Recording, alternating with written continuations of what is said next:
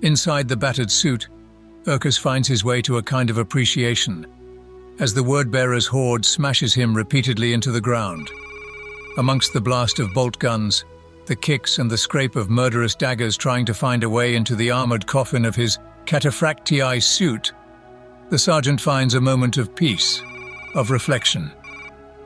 Urcus is tempted to let himself go, to become one with the violence visited upon his deserving body and Ultramarine's plate. But it is not within him to surrender, not as a son of strongbacks toiling under the sun, not as an Ultramarine, with the gifts to go on further than endurance allows, or the mind can take.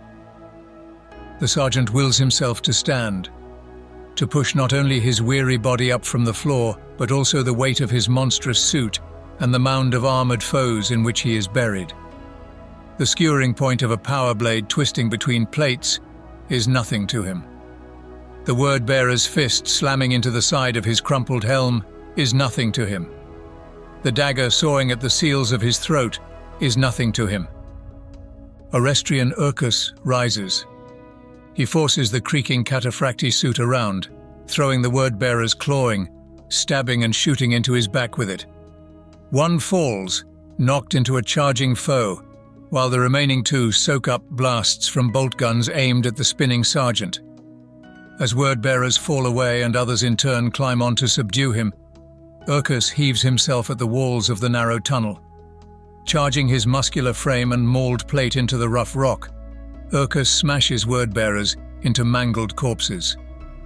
The sergeant hammers himself at both enemy and wall with such force that he feels servos give, ceramite layers split, and bones fracture. He crushes a traitor sergeant's plumed helm between rock and pauldron. He caves in the faceplate of a word-bearer's assault marine with his armored elbow. He rams his back brutally into the demolished tunnel corner, breaking the spine of an enemy warrior attempting to slit his throat. Urcus crashes the bulk of his suit at the tunnel wall again and again. A missile streaks away down the passageway, shredding the ceramite of the sergeant's pauldron before thundering into the word-bearer's mob behind. As it explodes, Urcus is blown across to the opposite wall. Armored carcasses and bits of bodies clatter messily to the floor after hitting the ceiling and walls. Word-bearers missing arms, faces, and the will to live stumble through a miasma of bloody dust. Urcus rescues himself from his own tumble and throws himself directly at the heavy weapon's battle brother. The word-bearer still cannot quite believe what he has done.